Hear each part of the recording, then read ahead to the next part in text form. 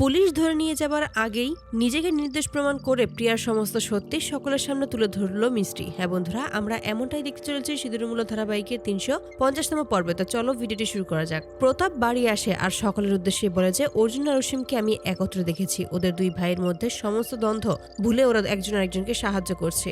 এতে করে বাড়ির সকলেই খুশি হয়ে যায়। অপরদিকে মিষ্টি চেক করতে থাকে ওই পেন ড্রাইভটা আসলে কোনটা ছিল। ঠিক তখনই যশোদা ও প্রিয়া সেখানে আসে, তারপর কাজের অজুহাত দিয়ে সেখান থেকে চলে যায়। অপরদিকে যশোদা প্রিয়াকে সমস্ত কিছু জানিয়ে দেয় যে অসীম আর অর্জুন একত্রে ছিল। অর্জুনের বিপদে অসীম তাড়াতাড়ি করে চলে গেছে। তখনই প্রিয়া নতুন প্ল্যান করে, যেভাবেই হোক এবার প্রতাপকে মেরে ফেলবে এমনটাই বলে দেয় যশোদাকে। কিন্তু যশোদা কোনোভাবেই তার নিজের ভাইকে মেরে ফেলবে না এমনটাই জানিয়ে দেয়। প্রিয়া তখন বলে, তুমি না করতে পারলে অন্য কেউ করবে, টাকার জন্য সবাই সবকিছু করতে পারে। তখনই যশোদা বলে ওঠে, এ তো প্রিয়ার থেকেও ভয়ঙ্কর। তখনই দেখা যায় প্রিয়া মনে মনে বলে, তুমি তো আমাকে এখনো চিনতে পারলে না মাসি, আমি প্রিয়া।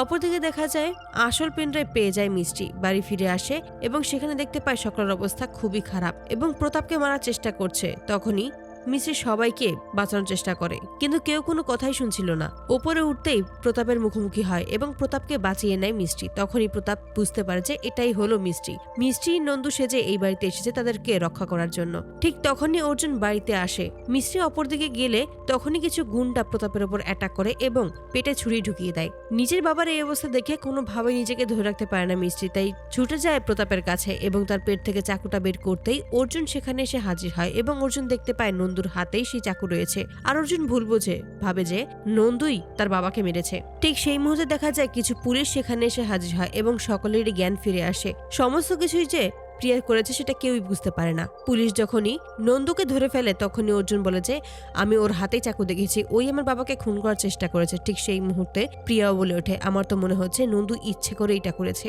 ও এই বাড়িতে এসেছে কোনো একটা উদ্দেশ্যে, আর এখন এই সমস্ত গুন্ডা ভাড়া করেছে ও সকলকে মেরে ফেলার জন্য। আর তখনই দেখা যায় যে অনেক আগেই মিশ্রি যে এই নন্দু সেটা খুব ভালোভাবে বুঝতে পেরেছিল অনামিকা, কারণ নন্দুর পায়ে মেয়েদের আংটি ছিল।